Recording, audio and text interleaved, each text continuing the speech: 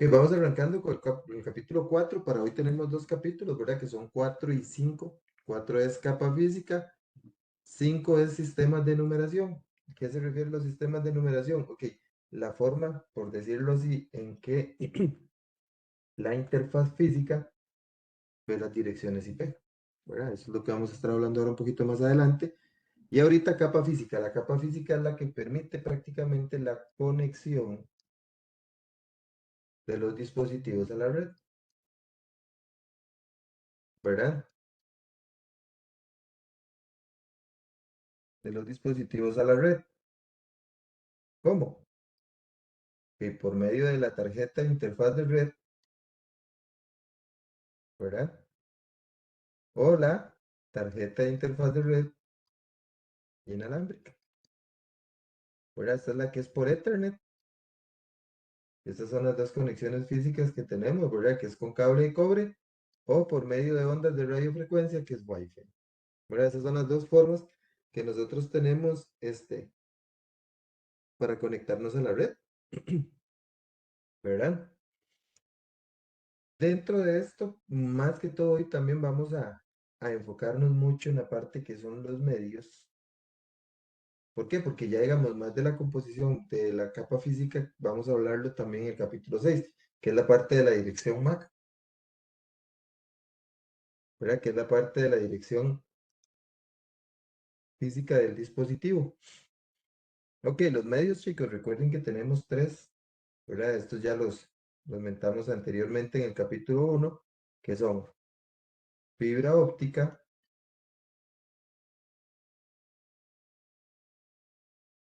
cobre y ondas de radio.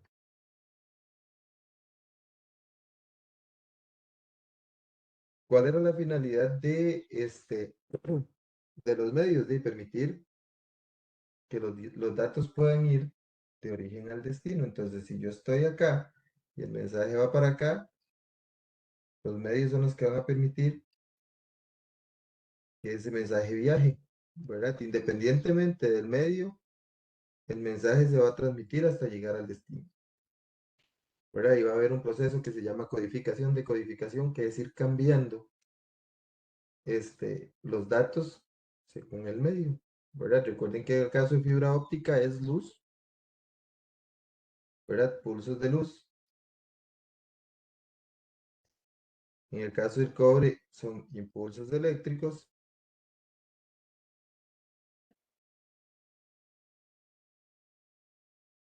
Y en el caso de ondas de radio, son ondas de radio,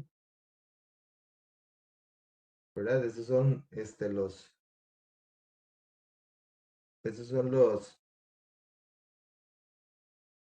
la forma en la que se convierten los datos en los medios, por decirlo así.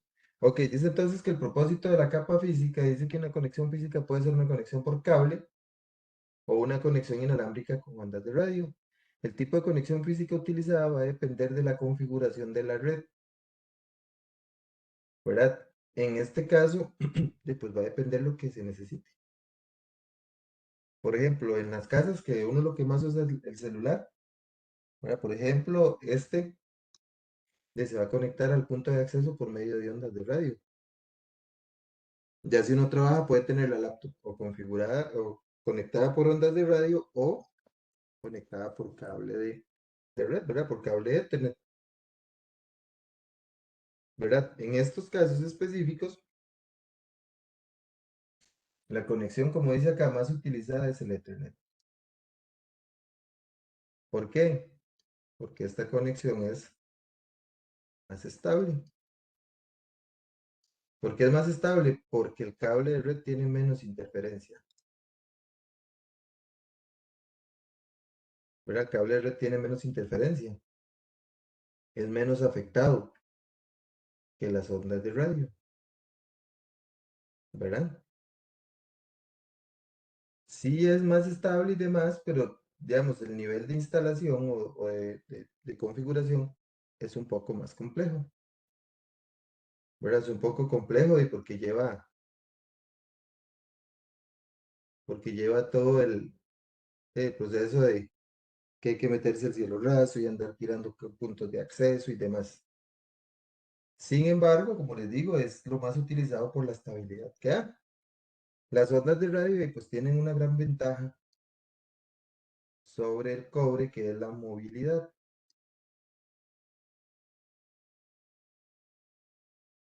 Que es la movilidad. Esto permite que nosotros nos podamos desplazar por cualquier ubicación de la red sin necesidad de depender de una conexión física.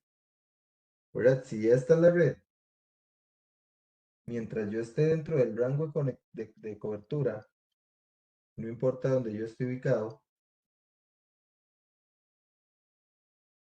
siempre voy a tener una conexión de red. ¿Por qué? Porque este es mi rango. Si yo ya me salgo aquí, yo ya perdí la conexión. O ya la recibo, pero muy débil y no tiene la capacidad de transmitir los datos, ¿verdad? Mientras que si yo uso una conexión física, digamos, por cable de cobre y yo, está la pared aquí, aquí está el punto de acceso, aquí viene el cable y lo más que me puedo mover yo es esto, que me permite el cable.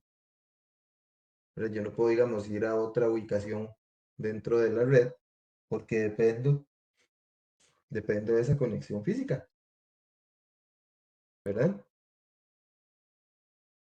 Entonces esos son los dos tipos de conexiones a nivel de estabilidad. Esta es más inestable, ¿verdad?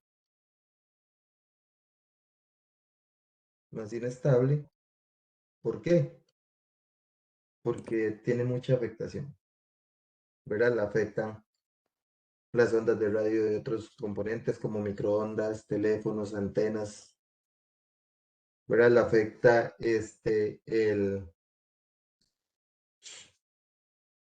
lo afecta el luces fluorescentes, las paredes, ¿verdad? Si nosotros, por ejemplo, estamos en la casa, si nosotros, por ejemplo, estamos en la casa y eso es sencillísimo de verlo, estamos en la sala, tenemos el router inalámbrico en la sala y nos vamos para el cuarto y ya hay una o dos rayas menos en la capacidad de la cobertura, ¿verdad? Entonces eso es una afectación de directo, ¿verdad? Es una afectación directa. Espérenme un segundo, chicos.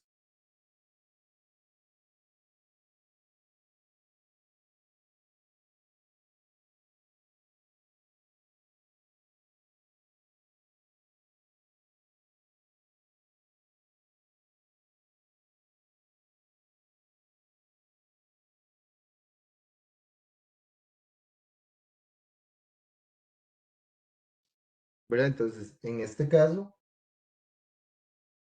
ya se bajan dos rayitas, entonces eso hace, ¿verdad? Que pues que la capacidad de la red sea menor. O sea, ahí no hay quite, ¿verdad? Ahí no hay quite, eso nos va a afectar directamente la conectividad, ¿verdad? Tomando en cuenta eso. Otra cosa que ya esto es un proceso más difícil, ¿verdad? O sea, es algo que es más complicado porque obviamente no se va a dar así como así, ¿verdad? Por decirlo así. Pero y nosotros en una red inalámbrica no sabemos quién está conectado a la red, ¿verdad? No sabemos quién está conectado a la red, entonces perfectamente va a haber alguien capturando datos, ¿verdad? Obviamente en la red de una compañía eso va a ser muy difícil que se dé, en la red de sus casas va a ser muy difícil que se dé, ¿verdad? Pero ya a nivel, digamos, por ejemplo, de una red abierta como un mall, McDonald's, esos parques que les pone internet, y así eso también se convierte en un riesgo, ¿verdad? Sin embargo, como les digo, la conexión inalámbrica ha ido tomando mucha fuerza a nivel empresarial, digamos, de compañía, data center y este tipo de cosas. Obviamente se trabaja más la parte de Ethernet, ¿verdad? Por un tema de estabilidad y demás, ¿verdad? Pero a nivel de hogar y en algunas empresas, pues a veces es más sencillo implementar una red inalámbrica, ¿verdad? Ok, dice que la capa física proporciona los medios para transportar los bits que forman la trama de capa de enlace de datos a través de los medios de red. ¿verdad? Entonces, ¿qué es lo que va a hacer? Ella va a tomar los datos, ¿verdad? Y los va a codificar. O sea, ¿qué es lo que va a hacer? Los va a convertir en impulsos eléctricos, pulsos de luz o ondas de radiofrecuencia. Como les decía yo hace un ratito, que les comentaba el tema del capítulo sistemas de numeración, que es convertir de binario a decimal o de decimal a binario. Los datos en los equipos se ven así siempre.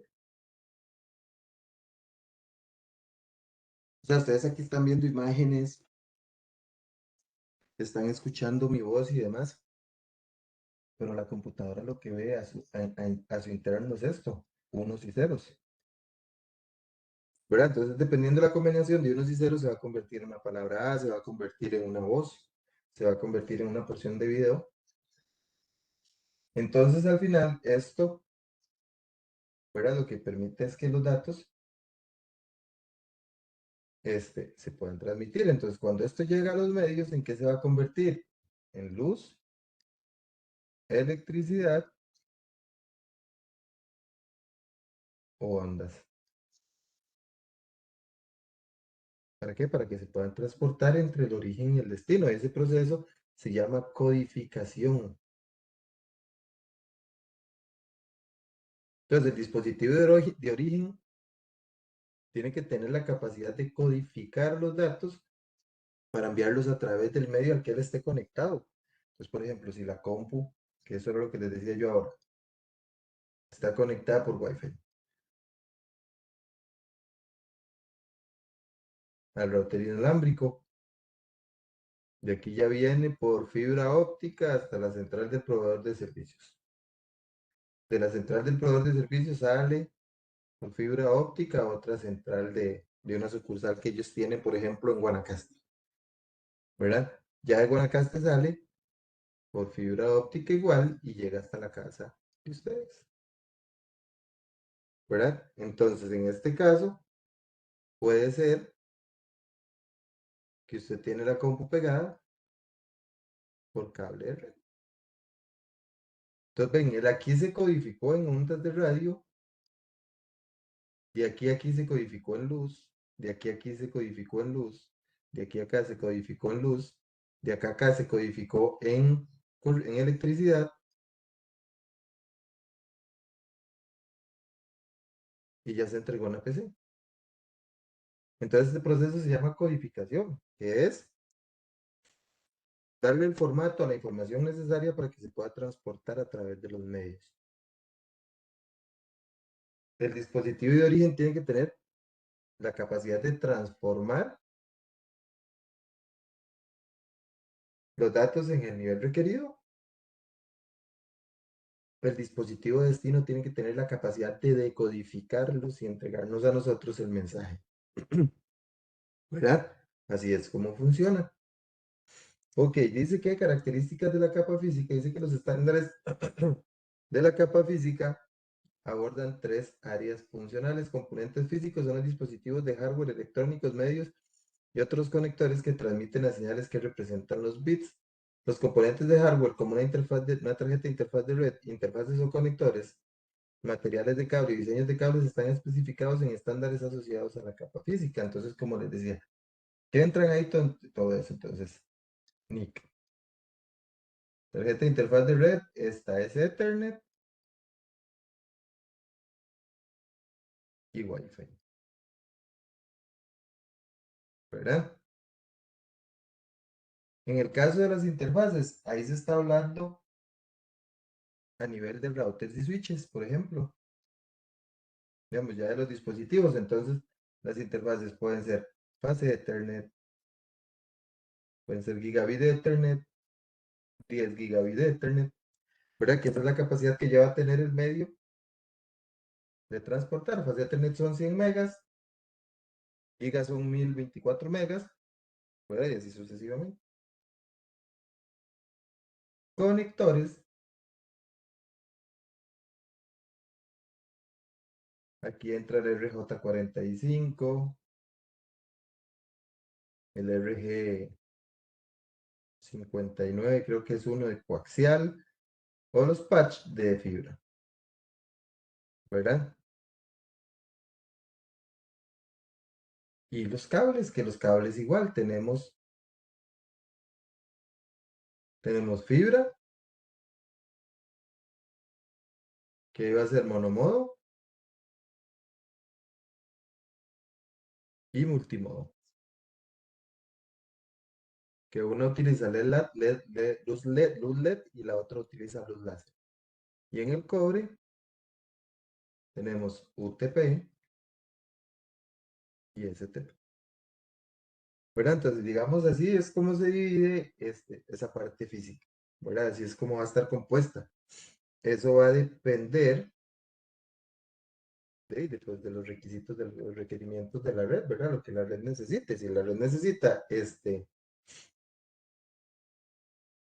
implementar más equipos, pues se va a trabajar con eso. Pero esto entonces al final va a depender de lo que nuestra red requiera, lo que nuestra red necesite, ¿verdad? Está el proceso de codificación, ¿verdad? Dice que es un método para convertir una secuencia de bits en datos en un código predefinido.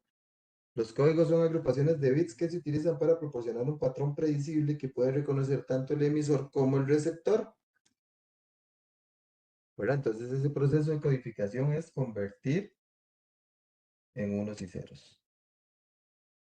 ¿Verdad? Ahora que veamos el proceso de conversión de binario a decimal, nosotros vamos a ver, por ejemplo, que el número 192 va a ser 1, 1, 0, 0, 0, 0, 0, 0.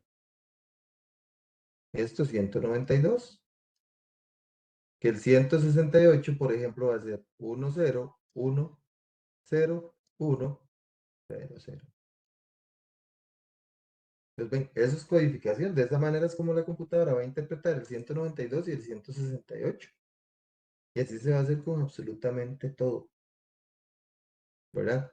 Así se va a hacer con absolutamente todo. Y está la señalización, ¿verdad? Dice que la capa física debe generar las señales eléctricas, ópticas o inalámbricas que representan el 1 y el 0 en los medios. O sea, ya eso es convertir esto en luz, electricidad, o ondas de radio,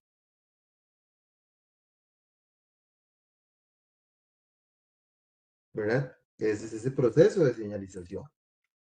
O sea, lograr hacer que los datos se puedan transmitir a través de los medios y que en el destino se pueda revertir todo ese proceso.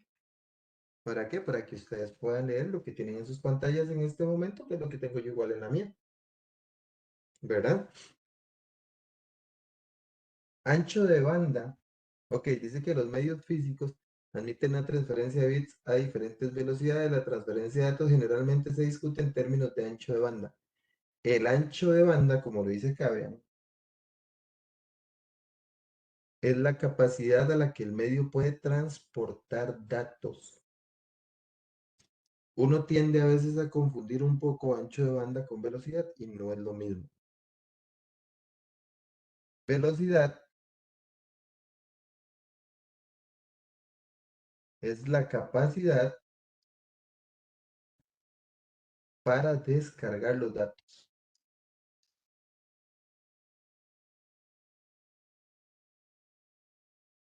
o para subir los datos, cualquiera de los dos, ¿verdad? Para descargar o cargar datos. Esa es la velocidad. El ancho de banda es diferente. Por ejemplo, si ustedes tienen 100 megas de ancho de banda en su casa y en este momento ustedes ponen a descargar un archivo, el archivo les puede descargar a 20 megas de velocidad. Entonces, ven, la red no descarga a la capacidad que tiene de transporte. Entonces, el ancho de banda es la capacidad de transportar los datos y la velocidad es la capacidad de descargar los datos o de subir los datos. Dependiendo del tipo de dato que se esté descargando, ¿verdad? Así va a ser la velocidad. Porque, por ejemplo, no va a ser lo mismo descargar una foto que descargar un videojuego, ¿verdad? O descargar, por ejemplo, 100 megas en fotos, ¿verdad? Que descargar un videojuego. ¿Por qué? Porque los datos del videojuego son más pesados, entonces van a ser más lentos, la velocidad va a ser menor que descargando las imágenes, ¿verdad? Entonces, eso va a influir del tipo de dato, igual en la capacidad del ancho de banda, ¿verdad? Eso va a depender mucho del tipo de tráfico que se esté enviando, ¿verdad? Como les digo, no es lo mismo enviar fotos que enviar videos. A eso le llaman explosividad. Y es una característica de la red, que la red es explosiva. ¿Por qué? Porque va a depender del tipo de tráfico que esté transportando. Así, así él va a mover los datos, ¿verdad? Ok, el ancho de banda dice que generalmente se mide en kilobytes por segundo, megabytes por segundo o gigabytes por segundo, ¿verdad? Dependiendo de pues, lo que uno haya contratado con el proveedor de servicios. Aquí está un cuadro, cómo se representarían, ¿verdad? Ok, dice que la latencia, porque esto también son términos que se utilizan cuando se habla un poco de este término de ancho de banda y demás, se refiere a la cantidad de tiempo, incluidos los retrasos, para que los datos viajen de un punto a otro, ¿verdad? En ese caso, pues ahí va a haber muchas cosas que se van a tomar en cuenta. Entonces, por ejemplo, si el dato en viajar de acá a acá, todo este camino duró 10 milisegundos, ¿verdad? Entonces, esa es la latencia de esa red en ese momento, 10 milisegundos, ¿verdad? El rendimiento dice que es la medida de la transferencia de bits a través de los medios durante un periodo de tiempo determinado. Debido a una serie de factores, el rendimiento generalmente no coincide con el ancho de banda especificado en las implementaciones de la capa física, que eso era lo que yo les decía ahora, ¿verdad? Si nosotros tenemos 100 megas de velocidad, no descargamos a 100 megas, descargamos a 20, 30, 50, dependiendo muchos factores, como dice acá, ¿verdad? Algunos de esos factores que pueden influir en el rendimiento es la cantidad de tráfico que esté atravesando la red en ese momento. Entonces esto va a depender del tráfico. ¿Por qué? Porque no es lo mismo a la 1 a.m.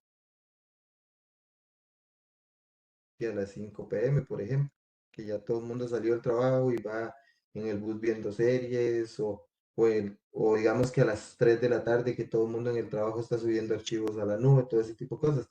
Obviamente el tráfico aquí es mayor y eso va a afectar el rendimiento que aquí. Pero obviamente a la 1 de la mañana el rendimiento va a ser menor, ¿verdad? Por eso, mucha gente que cuando se daban los servicios de cablera de ancho banda compartido y a veces la gente ocupaba descargar algo, los que jugaban actualizaciones y este tipo de cosas, y lo hacían en esas horas de la madrugada.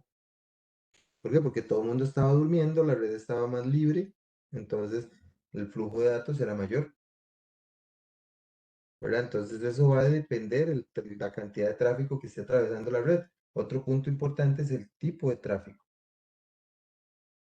¿Verdad? Yo les decía hace un ratito que no es lo mismo estar moviendo datos normales, ¿verdad? Que estar moviendo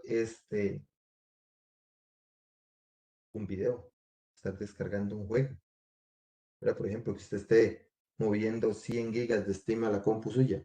Obviamente eso va a hacer que el rendimiento en la red sea menor porque es un tráfico más pesado, ¿verdad? Y no van a ser paquetitos de 200 kilobytes, ¿verdad? 200 bytes, perdón. Probablemente la mayoría de los paquetes van a ser de 1400 bytes, entonces eso va a hacer que la afectación en la red sea mayor. Y otro punto importante es la latencia creada por la cantidad de dispositivos encontrados entre el origen y el destino. Recuerden que la semana pasada yo les hice un dibujillo ahí de cómo se movía el paquete, ¿verdad? Que cuando él llegaba a cada router, al paquete lo revisaban, ¿verdad? Y veían la dirección IP de origen, veían la dirección IP de destino. Si no la conocían, lo volvían a empaquetar, le volvían a colocar nueva información de direccionamiento y saltaba al siguiente.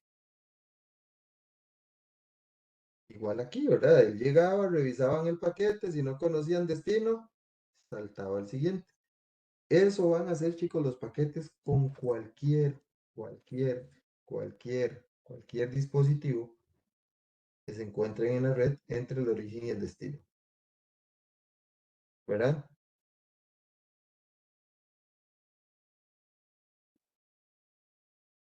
Entonces, en este caso específico, ¿verdad? En este caso específico, de entre más dispositivos haya, más se va a tardar, ¿verdad? ¿Por qué? Porque él va a pasar a todos los dispositivos. Este paquete es tuyo,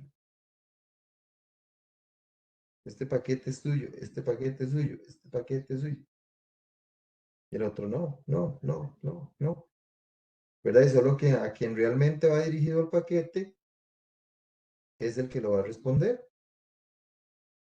¿verdad? Entonces todo eso tiene una afectación directa, ¿verdad?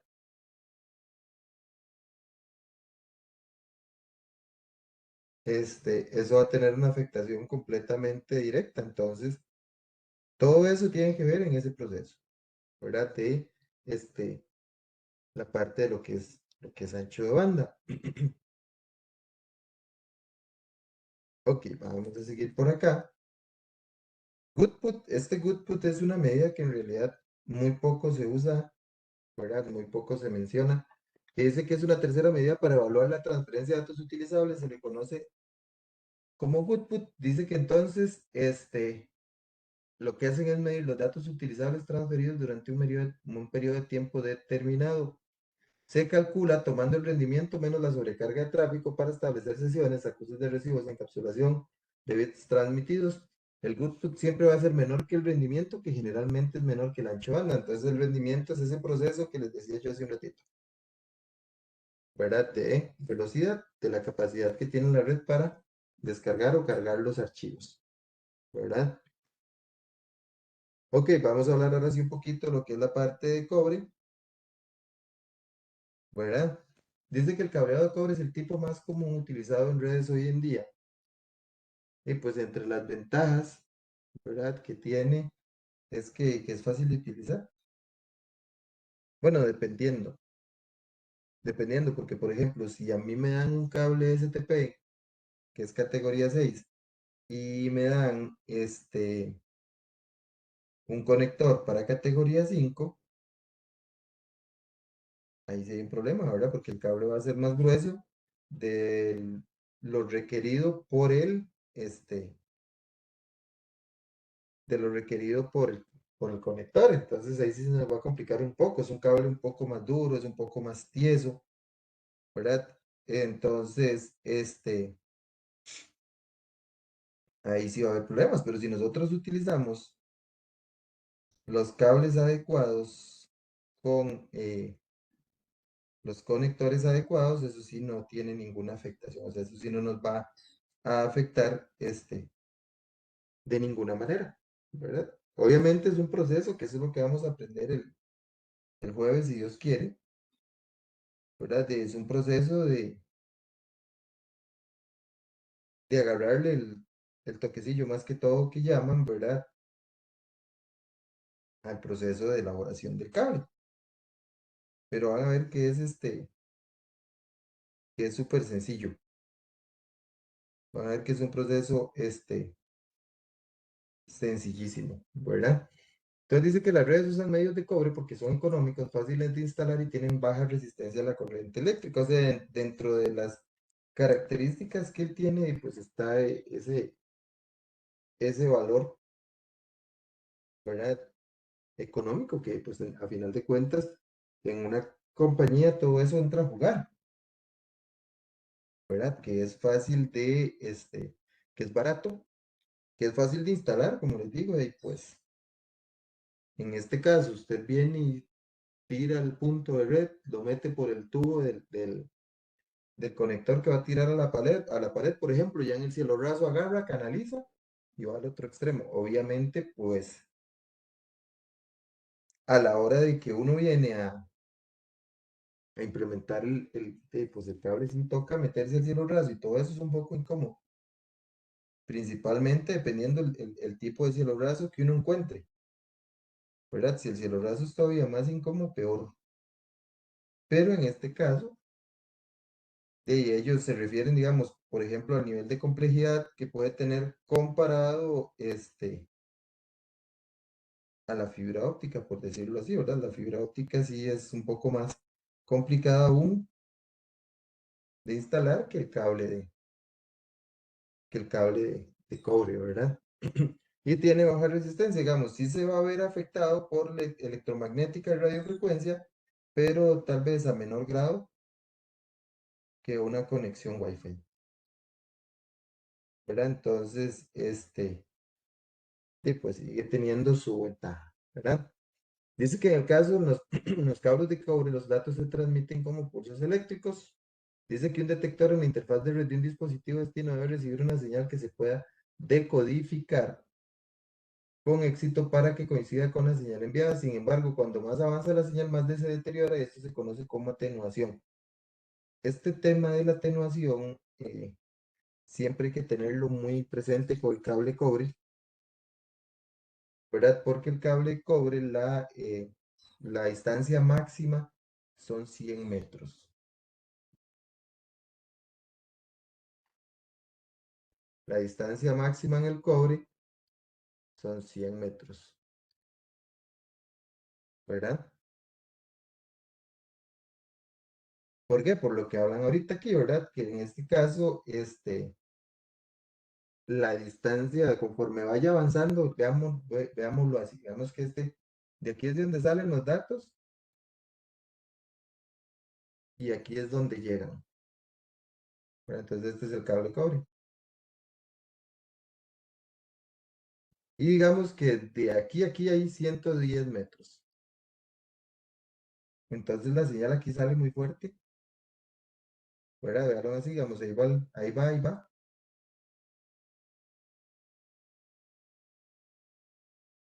Ahí van los datos y la señal va fuerte, pero conforme vaya avanzando, ella se va a ir haciendo más débil. Veamos que ya aquí hay 50 metros. Ya aquí ya va más débil. Aquí hay 75 metros y aquí tenemos los 100 metros. Entonces, ven, y aquí ya va más débil. Llega aquí, aquí va todavía más débil. Cuando llega acá, ya prácticamente no llegó. Menos aquí, ¿verdad? Este lapso. Y eso es porque conforme entonces se vaya avanzando en el cable, entonces se va haciendo, la señal se va debilitando. Y eso ya va a tener de una afectación directa en la red, ¿verdad? Por decirlo así. Entonces eso siempre hay que tenerlo en cuenta y eso se llama atenuación de la señal, ¿verdad? Ok, dice que los valores de tiempo y voltaje de los pulsos eléctricos también son susceptibles a la interferencia de electromagnética y radiofrecuencia, ¿verdad? En este caso, ellos son susceptibles a eso. ¿Qué puede generar la electromagnética? Motores, ¿verdad? Motores, los mismos campos eléctricos de los dispositivos, de los cables, pueden generar electromagnética. Es por eso que los cables de cobre vienen trenzados en pares. Eso lo vamos a ver ahorita, ¿verdad? Es por eso que ellos vienen trenzados en pares, porque ellos generan una interferencia que tiene una afectación directa, ¿verdad? En el cable, ¿verdad? Y esa afectación que generan ellos con esos campos magnéticos se llama diafonía. Dice que la diafonía es una perturbación causada por los campos eléctricos o magnéticos de una señal de un cable a una señal de un cable adyacente. Entonces yo tengo dos cables así, ¿verdad? Tengo estos dos cables. Obviamente, la capacidad o la corriente que genera un cable de cobre es muy pequeña, o sea, es poca corriente, digamos, eso no, ustedes no van a encontrar 110 voltios, ¿verdad? Como en un cable de un toma corriente, ¿verdad? Pero sí es una corriente que puede generar un campo magnético, ¿verdad? Entonces, no sé si ustedes han visto que los imanes tienen un lado positivo y tienen un lado negativo. Si usted intenta poner los dos imanes por el lado positivo, ellos tienen cargas eléctricas iguales, entonces se repelen, se tiran al lado contrario. Mientras que si usted pone negativo con positivo, ellos se pegan, ¿verdad? Los cables hacen exactamente igual. Digamos, en este punto, él está generando un campo magnético positivo y él está generando un campo magnético positivo, ¿verdad? Ellos están generando esos campos magnéticos. Entonces, en ese caso, ¿qué es lo que pasa? Ellos se van a afectar acá. Entonces, para evitar esta diafonía, ¿qué es lo que hacen? Trenzan los cables, ¿verdad? Entonces dice que para contrarrestar los efectos negativos de la electromagnética y la radiofrecuencia, este, se trenzan los pares de cables, ¿verdad? También envuelven los cables en blindaje metálico y hay algunos, dependiendo del tipo de cable, le ponen una conexión a tierra. En realidad esa conexión a tierra lo hacen con mallas como estas, o como esta que tiene aquí como una mallita plástica, bueno, eso es como de aluminio. Los que la traen así en cobre o en metal, esto es para tirar a tierra, la corriente. ¿Verdad? También dice que para contrarrestar los efectos negativos de la diafonía, algunos tipos de cable cobre tienen pares de hilos opuestos del circuito trenzado, lo que cancela la diafonía de manera efectiva. Entonces, ¿qué es lo que van a hacer aquellos con esto? Con trenzar los cables, con agarrarlos y ponerlos así. Hacer que esos campos magnéticos que ellos generan, ambos generan, se repelan. Entonces, de esa manera, este cable no afecta a y este no afecta a este. O sea, no se hacen afectación entre ellos mismos, ¿verdad? Ahora, si ustedes ven, vienen uno, dos, tres y cuatro pares. Cada par de estos va a tener una cantidad de vueltas menor que el otro. O sea, por ejemplo, tiene 10 vueltas. Este tiene 8, este tiene 6 y este tiene 13, por ejemplo. ¿Para qué? Para que igual entre pares hagan ese proceso de, de repelencia, o sea, que entre ellos se repelan los campos magnéticos que generan, porque igual este par va a generar corriente positiva, este también, este también, este también, o sea, positiva y negativa. Entonces ellos lo que ocupan es que los campos positivos no se afecten entre sí, que los campos positivos, este,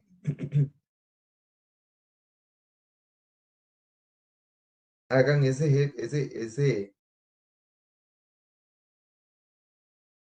esa función como los imanes, ¿verdad? Por eso es que los ponen así entre pares. Vean, aquí nosotros lo podemos ver que cada par de cables tiene diferente cantidad de vueltas.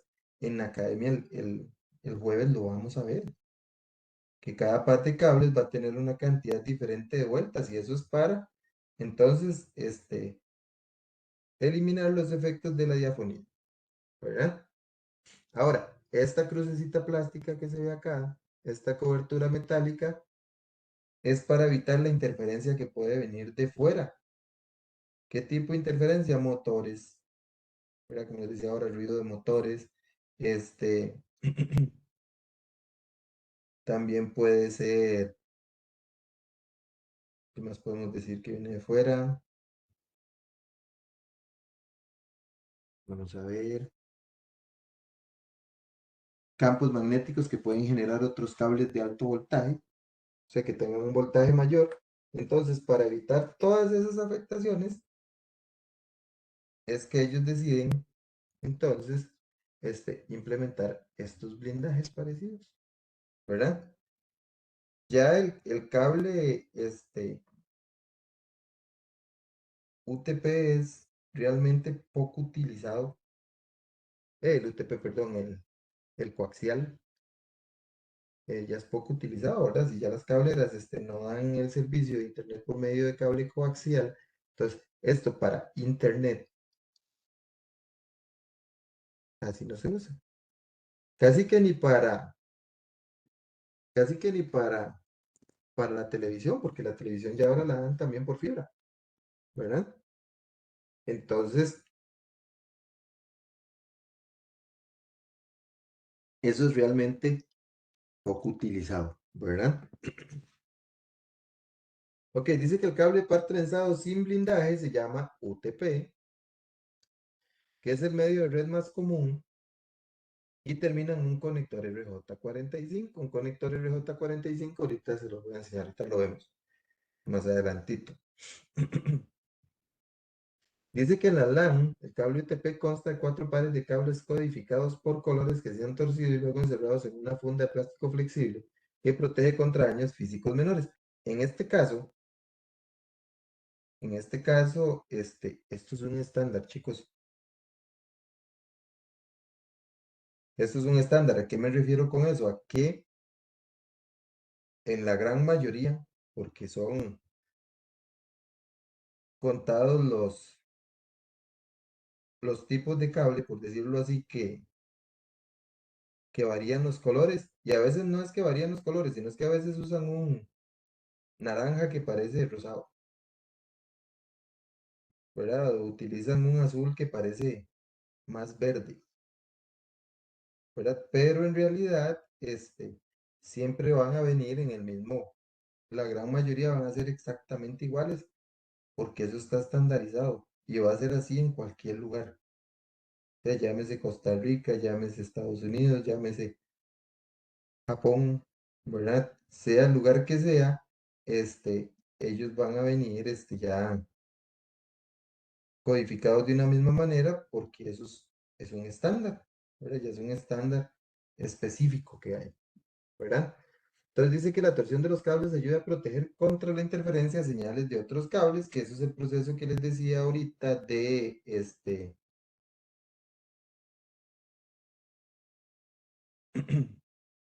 el cable, el proceso de atenuación, ¿verdad? Que ellos invierten los campos eléctricos, ¿verdad? Para evitar que se afecten entre sí, ¿verdad? Entonces dice que el par trenzado blindado proporciona la mejor protección contra ruido que el cableado UTP. ¿Por qué? Porque trae más, este,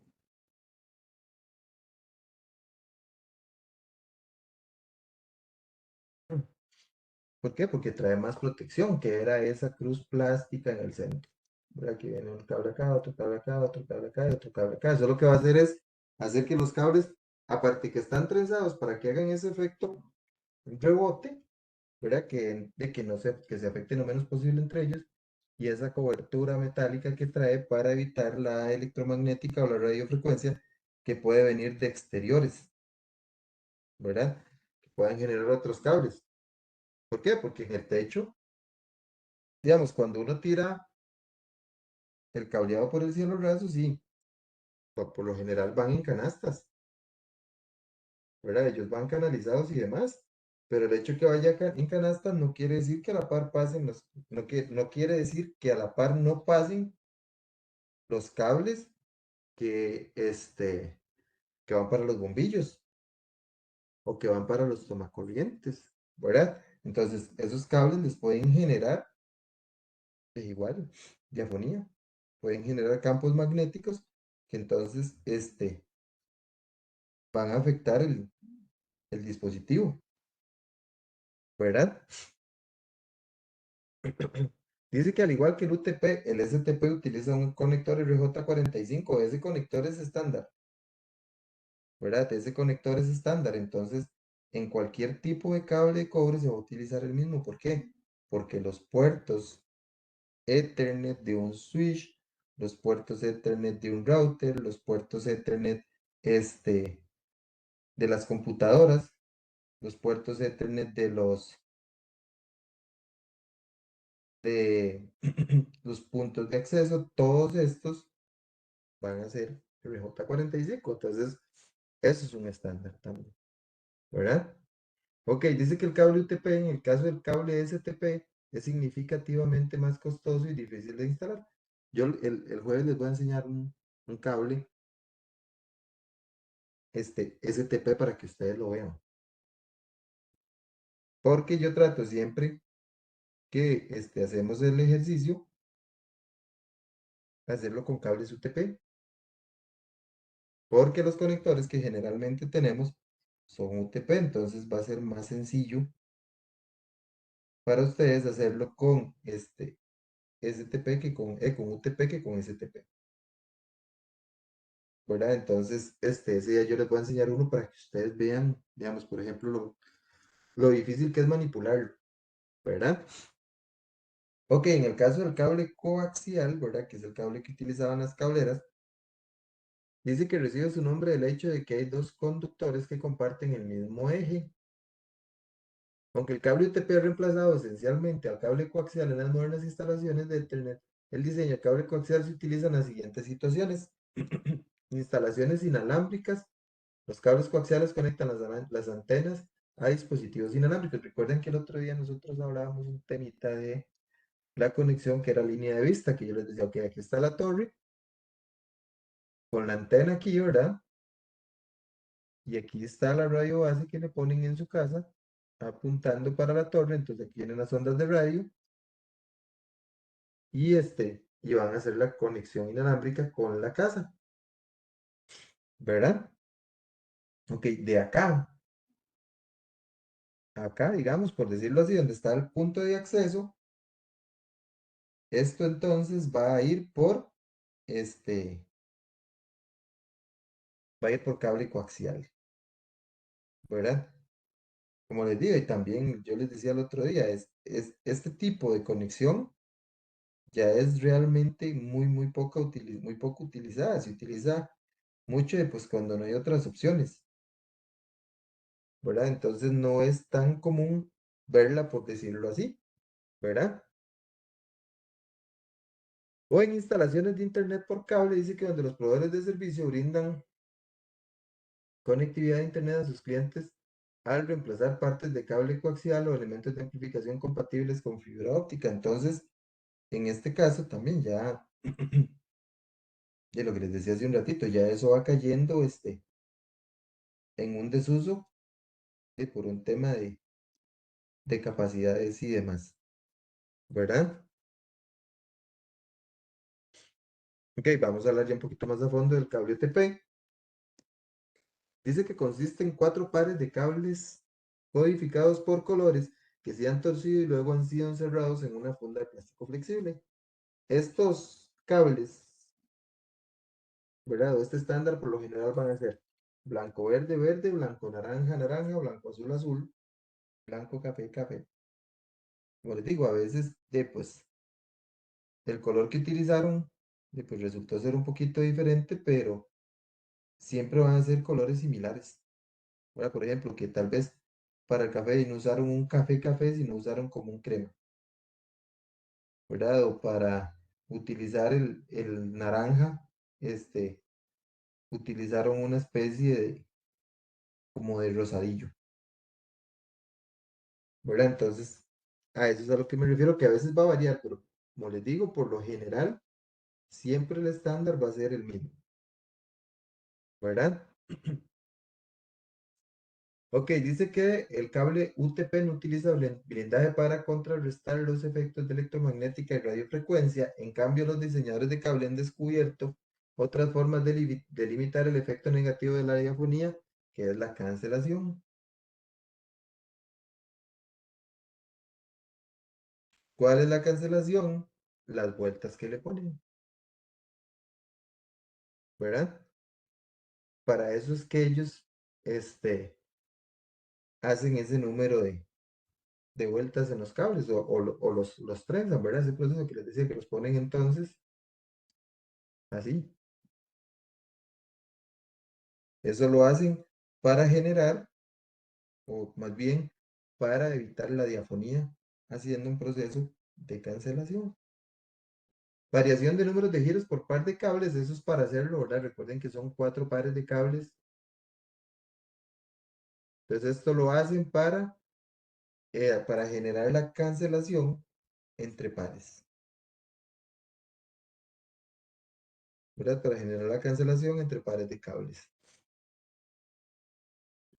Dice que el cableado UTP cumple con los estándares establecidos conjuntamente por la TIA, bueno, por la TIA e IA, que algunos elementos definidos son los siguientes: el tipo de cable, la longitud del cable. Entonces, tipos de cable, ya vimos que es UTP y STP.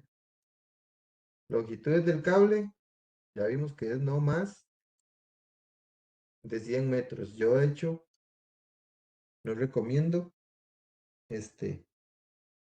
más de 100 metros en realidad. Ahora, yo no recomiendo más de esos 100 metros. Luego los conectores, bueno, ahí tenemos que es el RJ45, ¿verdad? Porque aquí no estamos hablando de telefonía. Si estuviéramos hablando de telefonía, hablaríamos que sería RJ11. Pero como les digo, aquí no estamos, no se habla la parte de telefonía, por decirlo así, ¿verdad? Las terminaciones de los cables, estos son los estándares que hay, ¿verdad? Que son el T568A y el T568B. Y por último, métodos de prueba, de qué forma se prueban o cuáles son las metodologías que se utilizan para probar dichos cables, ¿verdad? Ok, dice que cables directos, cables cruzados. Este tema de cable directo, cable cruzado, chicos, ya es muy poco utilizado. ¿Por qué es muy poco utilizado? Porque ahora los dispositivos cuentan con esto que vemos aquí, que es el auto MDIX. Entonces, este auto MDIX lo que hace es reconocer el tipo de cable que se está utilizando. Entonces, independientemente del tipo de cable que nosotros estemos utilizando en la conexión, igual nos va a funcionar. ¿Por qué entra el tema de cable directo y cable cruzado? Ya les voy a contar. Hace muchos años, hace mucho tiempo, se tenía que utilizar un tipo de cable, o directo o cruzado. ¿En qué caso utilizábamos el directo? Cuando nosotros conectábamos dos dispositivos diferentes, como lo dice acá. Conmutador es lo mismo que switch, entonces, de un switch,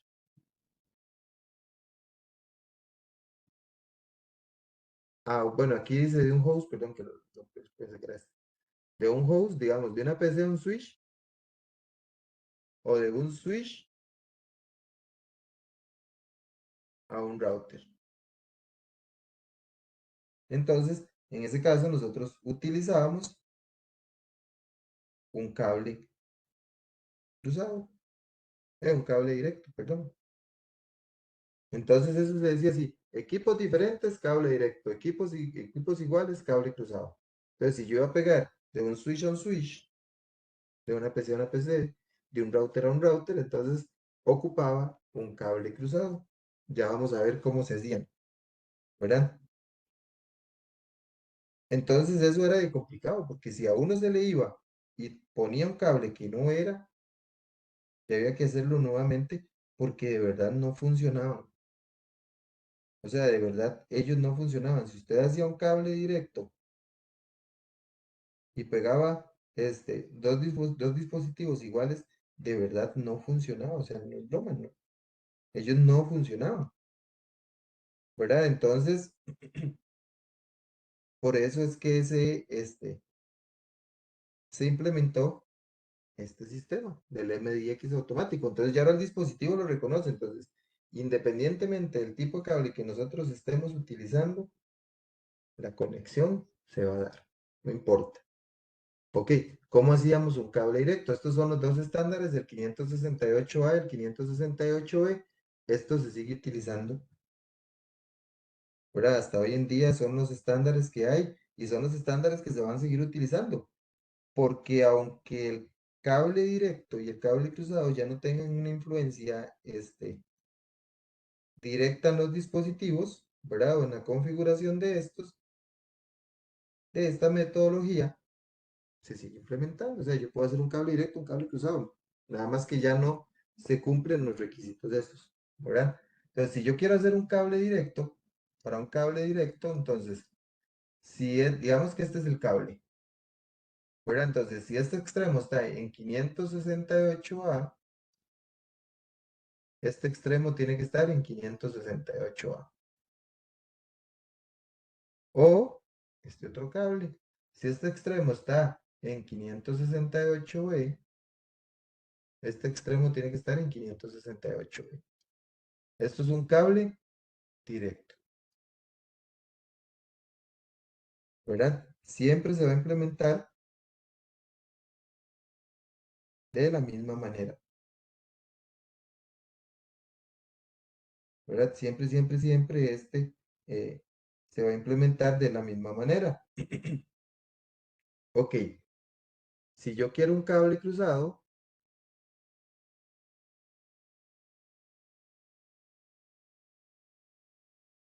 pues si yo quiero un cable cruzado, aquí tengo 568A y aquí tengo que tener 568B. Este sí, no lo puedo implementar, ¿verdad?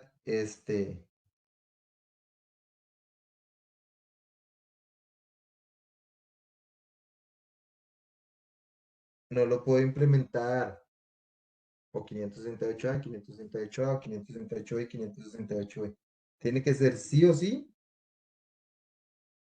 568A en un extremo y 568B en el otro extremo, ¿verdad? De esa manera es que yo creo un cable cruzado o un cable directo. Esto es lo que vamos a estar haciendo el miércoles, el jueves, perdón, por decirlo así, ¿verdad? Vamos a estar implementando los dos tipos de cables o el que ustedes quieran hacer. En realidad, yo siempre se los dejo a gusto, que hagan el que quieran, porque igual ya cualquiera de los dos va a funcionar. Ok, cable Ethernet directo, entonces dice que ambos extremos en 568A o ambos extremos en 568B. Conecta un host de red a un dispositivo de red como un switch o un router, ¿verdad? Entonces, vamos a equipos diferentes, cable directo. Equipos iguales, cable cruzado. Entonces, el crossover Ethernet o el cable cruzado Ethernet utiliza un extremo en 568A y otro extremo en 568B, ¿verdad? Para conectar, como les decía ahorita, dispositivos iguales. Ok, y luego este desde la vuelta, que yo no sé si es por qué lo traduce con desde la vuelta, es el cable de consola. Este cable es propiedad de Cisco y es el cable, recuerdan el otro día que estábamos configurando los switches, que nosotros poníamos un cable celeste al puro principio. Ese es el cable consola. En la vida real nosotros siempre vamos a utilizar el cable de consola para la primera configuración de los dispositivos. ¿Verdad? Yo el otro día les explicaba que cuando nosotros configuramos por primera vez el dispositivo, no vamos a tener un direccionamiento, o sea, no vamos a tener una dirección IP que nos permita a nosotros, por decirlo así, poder conectarnos de manera remota. Entonces, vamos a necesitar un cable, ¿verdad? Vamos a necesitar un cable específico que nos dé esa configuración inicial. Entonces, la configuración inicial nos la va a dar el cable de consola, que es el cable celeste que veíamos ahora, ¿verdad? Ok, en el caso de fibra óptica, ¿verdad? Como les decía al inicio, en fibra óptica tenemos dos tipos, ¿verdad? Que es monomodo y multimodo,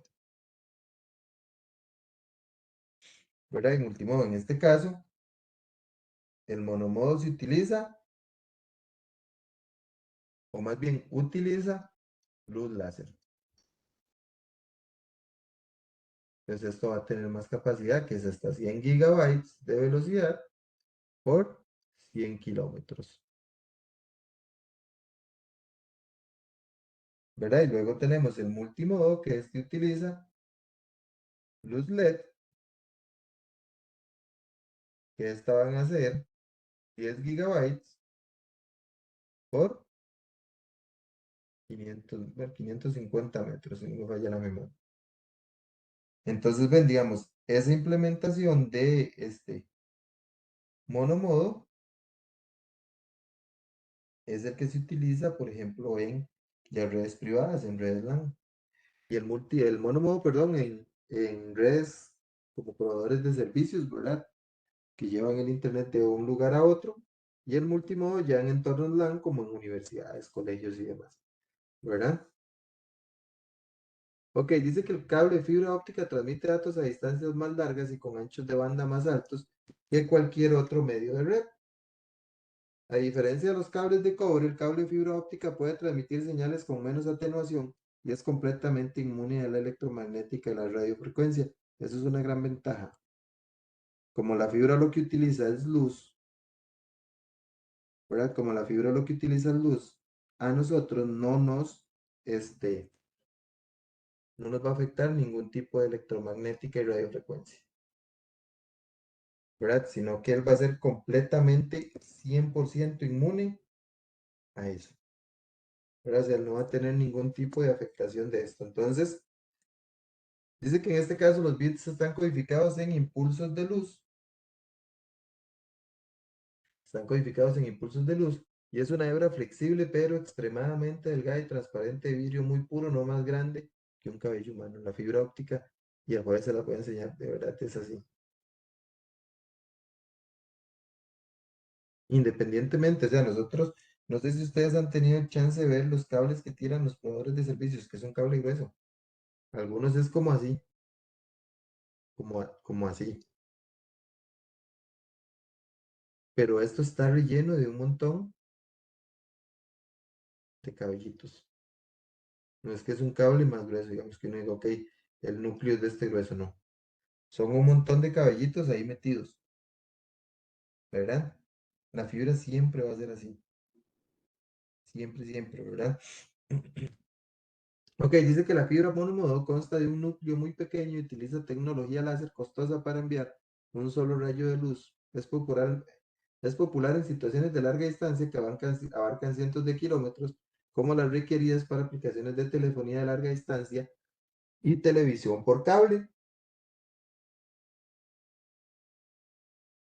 Las conexiones marítimas también, ¿verdad? Las conexiones que hay a nivel marítimo están hechas con cables de fibra óptica, ¿verdad? Nada más que, por ejemplo, hizo 100 cablecitos dentro de un mismo cable, ¿verdad? Porque obviamente tiene que haber mucha capacidad, o sea, tienen que tener mucha capacidad de transferencia de datos, ¿verdad?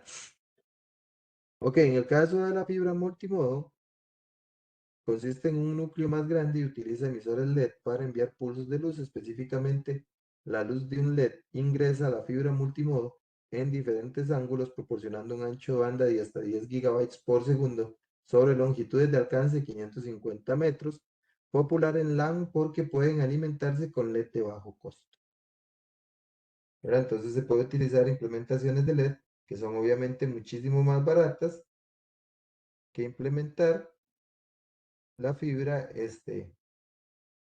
multimodo, monomodo, perdón, ¿verdad?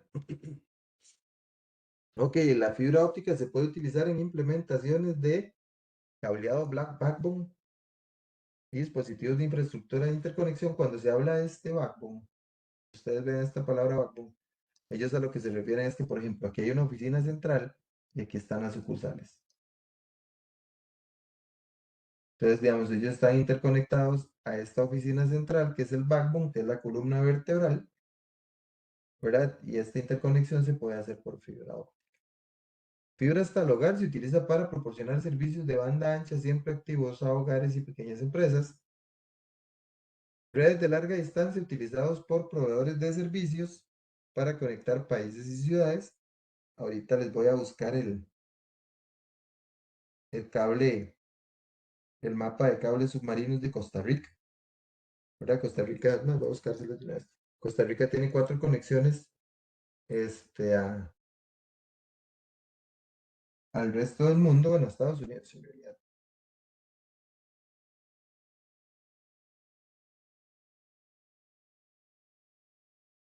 Hay uno que es realmente nuevo, ¿verdad? Que lo implementaron el año pasado la gente de Claro. Los otros tres son del ICE, que son el Maya, el Arcos, el Pan American Crossing del ICE y el de Claro, que se llama, creo que el de Claro es este AMX1. Un toquecito para verlo. Nada más. Puedo minimizar esto un montonazo.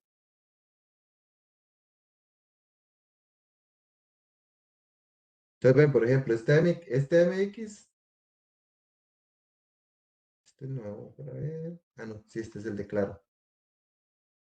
Que ven, él viene de Brasil, pasa por Brasil, Colombia, Costa Rica, República Dominicana, Guatemala, México, Estados Unidos, ¿verdad? Hasta Puerto Rico. Puerto Rico, ajá. Entonces, ven, este es de Claro. Y, y tiene una longitud de 17.800 kilómetros, ¿verdad? Y acá llegó el año pasado. O al menos hasta el año pasado lo pusieron en el mapa, porque yo nunca lo había visto hasta el año pasado. Sí sabía que ya lo estaban tirando, pero nunca lo había visto en el mapa hasta la semana pasada.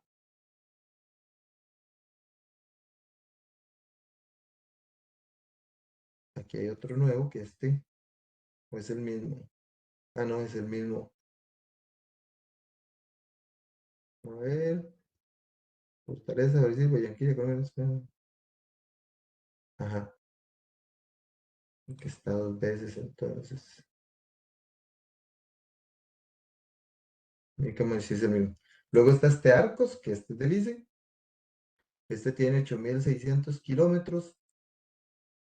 Aquí está toda la gente que está conectada, ¿verdad? A AT&T, la compañía de telecomunicaciones de Brasil, Telemedia, Claro República Dominicana, Enitel, Hondutel, Instituto Costarricense de Electricidad, Liberty Latinoamérica, Ultramarinas de Puerto Rico, Telepuerto, Raxa, que Raxa también es de Costa Rica, ¿verdad? Este, Verizon, y este pasa por todo ese montón de lugares. Que vamos a ver el otro.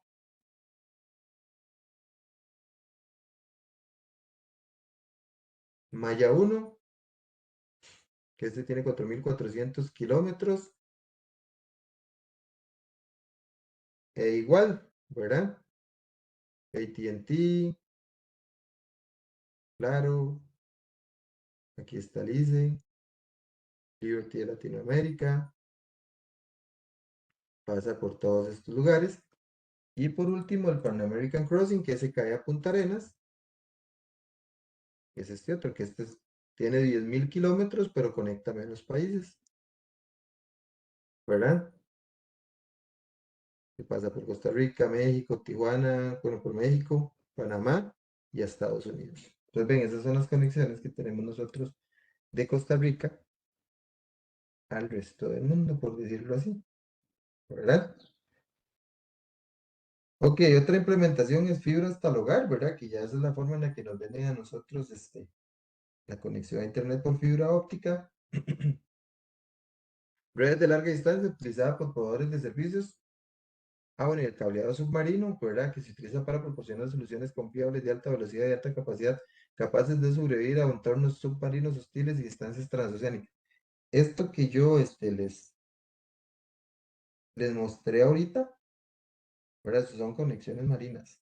O sea, eso Esos cables están anclados al fondo del mar, ¿verdad? Y la única forma de poder transportarlos, por decirlo así, ¿verdad? Este es un cuadro comparativo entre la fibra óptica y el cable de cobre, ¿verdad? ¿Comparativo en qué sentido? Ok, ¿qué tanto afecta al cobre la energía, la electromagnética y la radiofrecuencia y qué tanto afecta a la fibra óptica? ¿Cuánta capacidad tiene la fibra óptica para transportar y cuánta capacidad tiene el cobre? Entonces, ¿verdad? Vean, ancho de banda, UTP de 10 megas a 10 gigas, fibra de 10 megas a 100 gigas, distancia, cobre de 1 a 100 metros, fibra de 1 a 10.000 a 100.000 metros, ¿verdad? Y ya estos son 100 kilómetros. Inmunidad de la electromagnética de la radiofrecuencia, UTP bajo, o sea, sí tienen, o sea, él sí es afectado por la electromagnética de la radiofrecuencia, ¿verdad? La fibra es alta, esto es completamente inmune. Inmunidad a riesgos eléctricos, el cableado UTP es bajo, ¿verdad? Y pues si hay un riesgo eléctrico ahí, en realidad no es que nos vaya a jalar, como dicen, ¿verdad? Que nos vaya, a meter un jalonazo, pero si lleva corriente eléctrica, entonces sí tiene una afectación, ¿verdad? A nivel de, electricidad, mientras que la fibra es completamente inmune, o sea, no hay corriente eléctrica que nos pueda, afectar, ¿verdad? Costos de medios y conectores. En el cable UTP es barato, ¿verdad? Es más barato. Mientras que en la fibra óptica es más caro. Habilidades de instalación. El cobre es sencillo. La fibra óptica sí tiene ciertas características que se deben cumplir a la hora de hacer el proceso de instalación, como por ejemplo que cuando se hace un empalme, el empalme quede perfecto. Ahora, si el empalme ya queda un poquito, el empalme tiene que quedar así, digamos, si usted pega aquí, él tiene que seguir así. Pero si usted hizo así y el empalme después sigue aquí así, con un poquito que él quede torcido, por decirlo así, ya se va a afectar, ¿verdad? Ya se va a afectar y eso va a afectar la conexión. Entonces, pues sí hay que tener cierto cuidado a la hora de instalarlo e implementarlo, ¿verdad? Luego tenemos que, bueno, las habilidades de instalación, que es lo que les estaba diciendo, que sí son más difíciles, el cobre es más fácil, lo van a ver. Y precauciones de seguridad a nivel de cable y cobre, nada más hay que tener cuidado no cortarse cuando uno lo está pelando o algo así por el estilo. Mientras que con la fibra sí hay que usar ciertos componentes, ¿verdad? Como guantes, lentes, porque el núcleo de la fibra óptica es vidrio puro, entonces eso se le quiebra, le cae en un ojo y lo jodió, ¿verdad? Le puede generar a uno cortaditas y demás, entonces sí hay que usar equipo de protección. Ok, en el caso de los medios inalámbricos, dice que transportan las señales electromagnéticas que representan los dígitos binarios de las comunicaciones de datos utilizando frecuencias de radio y microondas. Los medios inalámbricos proporcionan las mejores opciones de movilidad de todos los medios y la cantidad de dispositivos inalámbricos continúa aumentando. La conexión inalámbrica es ahora la principal forma que los usuarios se conectan a las redes domésticas y empresariales. ¿Verdad? Por el tema de la movilidad que les decía yo ahora, ¿verdad? Que mientras uno esté dentro del área de cobertura, pues viene a tener más facilidad porque no depende de una conexión física, o sea, no depende de un cable que lo lleve de un lado a otro, que le dé la conexión. Entonces, al final viene siendo bastante fácil, ¿verdad? La interferencia dice que la conexión inalámbrica es susceptible a la interferencia y puede verse afectada por dispositivos comunes como teléfonos inalámbricos domésticos, algunos tipos de luces fluorescentes, hornos de microondas y otras comunicaciones inalámbricas. Seguridad, la cobertura de comunicación inalámbrica no requiere acceso a una cadena física de medios, ¿verdad? Entonces, lo que les decía yo ahora, Perfectamente alguien está conectado a la red y nosotros no nos damos cuenta al esta no depender de una conexión física, ¿verdad? Y medios compartidos. Las redes inalámbricas son half duplex, como les decía el otro día. ¿Qué es lo que quiere decir eso? O envía o recibe. Pero no hace ambas cosas al mismo tiempo. Entonces ellos utilizan un método de contención, que ese método de contención lo que permite es que este, se puedan transportar los datos sin que vayan a chocar. ¿Verdad? Yo el otro día les explicaba un poquito a ustedes eso, que eso es por medio de un mensaje. ¿Verdad? Eso es por medio de un mensaje. Entonces, cuando el dispositivo va a enviar, envía un ready to send al punto de acceso para que el punto de acceso verifique si la red está disponible y si la red está disponible, el punto de acceso le contesta con un ready to send y ya de esa manera el dispositivo sabe que la red se puede utilizar para enviar datos. Si él no recibe el ready to send, no envía nada, ¿verdad? Porque él no va a enviar los datos para que choquen y se pierdan. Ok, algunos tipos de medios inalámbricos, ¿verdad? Tenemos lo que es el Wi-Fi, que es el 802.11, tecnología LAN inalámbrica, la común, ¿verdad? La conocida como Wi-Fi. Luego tenemos el Bluetooth, que es la 802.15, que es un estándar de red de área personal inalámbrico, comúnmente conocido como Bluetooth. WiMAX EEE 802.16, conocido comúnmente como interoperabilidad mundial para acceso por microondas, ¿verdad? Que este es un estándar donde los proveedores de servicios nos pueden vender conexión a Internet por medio de ondas de radio, ¿verdad? Que es el que hablábamos ahora de la radio base y demás, ¿verdad? Esto va a depender del servicio y las capacidades de red que haya, que yo les decía el otro día, que si tienen opción de hacerse otro medio, mejor, ¿verdad? Porque este tiene mucha afectación. Y luego tenemos el Zigbee, que es una implementación relativamente nueva en realidad de Bluetooth, que se implementa para conexiones de casas inteligentes, ¿verdad? Se usa principalmente en este tipo de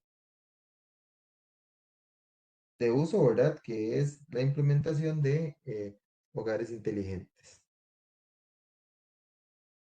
Punto de acceso inalámbrico dice que concentra las señales inalámbricas de los usuarios y se conecta a la infraestructura de red existente. Los routers inalámbricos para el hogar y pequeñas empresas integran las funciones de un router,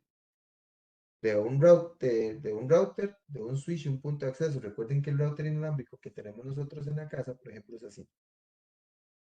Bueno, entonces él es router porque permite conectarnos a internet. Es switch porque trae 4 puertos RJ45 para conectarle cables, ¿verdad? Y es punto de acceso porque nos permite conectarnos inalámbricamente a la red, ¿verdad? Y los adaptadores de red inalámbrica, que son de las tarjetas de red que nosotros utilizamos para poder conectarnos de manera inalámbrica a los dispositivos. Los celulares traen una tarjeta de interfaz de red inalámbrica. Las computadoras algunas traen o se pueden poner ya sean de manera externa o por medio de adaptadores USB, ¿verdad? Ok, chicos, ¿dudas por acá?